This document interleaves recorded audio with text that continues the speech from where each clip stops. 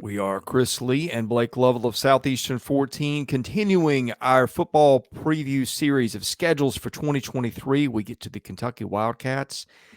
And Blake, we've talked about how brutally tough the SEC schedules are year in and year out. Mark Stoops has brought Kentucky football to a continued level we've not seen in a long, long time. One way he has done that is to take sometimes less than challenging approach to the non-conference schedule outside of the annual game with Louisville, which is a tough one usually. He has done that again this year. The Cats start off with Ball State, Eastern Kentucky, and Akron. Two teams you can see from the the FBS in Ball State and Akron. They're expected to be among the bottom 20 teams in the FBS, plus a team not Roy Kidd's vintage EKU. This team is 7-5 or comes off a 7-5 season. So the Cats again should be 3-0 out of the gate, and if not, there'll be problems, I think. Yeah, I would think so. There will definitely be issues. I think we have high expectations for Kentucky, which we'll talk a lot about as we do our previews for the rest of the offseason. We'll dive into our team preview for Kentucky and probably some game by game picks and all that. But just as a whole, looking at the schedule, I think given the expectations, and at least in my opinion, I've got Kentucky third in the East at the moment. That could change behind Georgia and Tennessee. I mean, there are some people who think Kentucky could leapfrog Tennessee in terms of where they're at. I don't think anyone's going to pick anybody ahead of Georgia just yet. Probably as the two-time defending national champion, but high expectations for Kentucky, and to reach those expectations, you got to win these three. So. Well, a couple of interesting ones coming after that. The road trip to Vanderbilt on September 23rd. Remember, that was a game where Vandy went in November and snapped, what was it, a 26-game SEC losing streak. I'm sure Kentucky has not forgotten that. That was a Will Levis was banged up game, and the offensive line could not block anybody game. We'll see how that changes. Vandy should be getting better. That'll be an interesting one in our backyard of Nashville. And then the game with Florida, if you remember a year ago, Kentucky, it crept into the top 10, I think, by the end of September. Part of that was because the Cats went to Florida, they did go to Florida. That was in Gainesville, and beat a Florida team that had just upset Utah. And so that's one where Florida may be wanting a little revenge too. But I'm just not sure if the Gators have the players to pull it off there early in the rebuild stage under a coaching change. And so I don't know how that one's going to go. But those two are games to circle as very interesting games for different reasons. Yep, they are for sure. Like you said, just kind of the nature of those SEC East games that you're used to. And we've already started talking about the 2024 schedule. We're recording all that kind of in the same window here. But it's just the games that you're used to. And like you said, I don't think Kentucky's going to forget about Vanderbilt's win last season and kind of what that did just to get the monkey off their back for the Commodores to stop the losing streak and such. And yeah, the Florida game, another one that just given where Florida's at, I think all of us have kind of talked about when we've done our previews for Florida. We don't know what to expect from the Gators this season. It's hard to know exactly in Billy Napier's second season. And so, again, I think to me, a very fine setup for Kentucky to be 5-0 heading into a showdown in Sanford Stadium against the two-time defending national champions. So, yeah, let's not forget Kentucky, one of the few teams to slow Georgia down last year. That game was 16-6, and Kentucky expected to be pretty good defensively. Again, this year, Georgia will be halfway through. I wouldn't call it a rebuild, but a reload with a different quarterback. Don't know how that's going to go with Carson Beck as opposed to Stetson Bennett. So that one could get interesting, especially if UK comes into that one 5-0, which is certainly possible.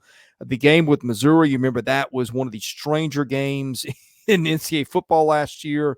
That one punt play on the botch snap ended up having adverse consequences for Missouri. Kentucky wins that one in Columbia 20-17. We'll see a rematch of two what could be pretty evenly matched teams. And then the game with Tennessee.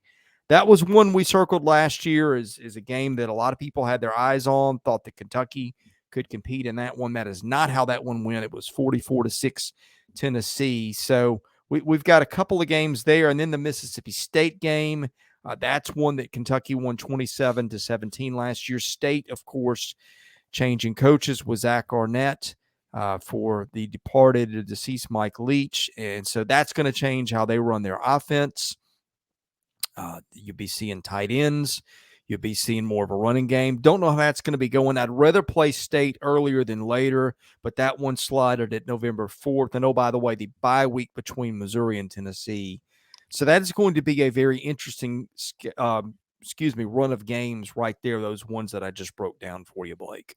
I mean, like I said earlier, I mean, if you're going to take that next step and maybe be an SEC East title contender, the Georgia and Tennessee games are as important as any. If you assume you win the others, and yeah, I mean, so what can you do? And like you said, I mean, getting Tennessee in Knoxville last year was just it was a very unexpected result, as we said. I don't think, we knew Tennessee was riding high at that point, and Kentucky had their inconsistencies. But to lose that game the way that they did, I think that, Stoops will certainly have them ready for that one come October the 28th. And so, yeah, you look at those games, and I think you just want to see how you stack up against the projected top two teams in the East. And depending on how they play against Georgia and Tennessee, that'll tell us a lot, I think, about Kentucky entering that final stretch. But again, that's the weird games sometimes, as you said, against a Vanderbilt or a Missouri.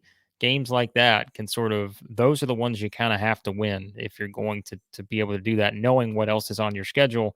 Which, oh, by the way, it's not just Georgia and Tennessee, but there's another team they have coming up on their schedule here in Alabama that getting all three on those, top 10 teams potentially, never an ideal thing when you look at the schedule as a whole. So Yeah, that Alabama game, I'm going to be very interested to see what the state of both Kentucky and Tennessee is, or excuse me, Kentucky and Alabama is coming into that one, because I'm just not convinced with Jalen Hurts gone that the quarterbacking situation at Alabama is going to be what it's been. I mean, of course it's not. You're going to fall off from where it's been the last few guys that they've had. Bryce Young departed to the NFL. I might have said Jalen Hurts. I didn't mean to do that. But anyway, Alabama loses the number one pick. You got Jalen Milroe, who's the running quarterback. I don't think, in my mind, up to the standard as some of the guys before him, but it's early. We're not going to write him off yet. They got Simpson behind him. Could Alabama have made a quarterbacking change by that point? I don't know. Defensively, they're supposed to be better, maybe in the trenches.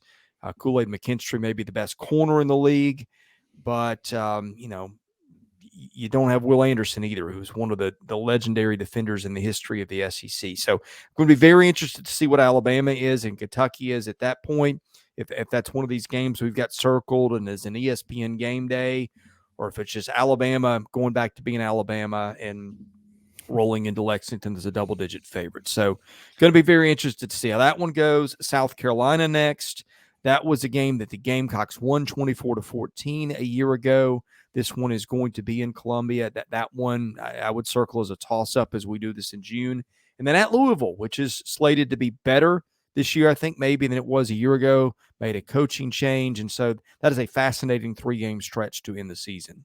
yeah, it is for sure. I mean, I think the road games, now that we look at the schedule as a whole, at Vanderbilt, at Georgia, which I think the Georgia one's a hard one, but it's in terms of probably not projected to win that game. But at Vanderbilt, at Mississippi State, at South Carolina, I'm most curious to see what are the spreads on those three games at those different points of the season.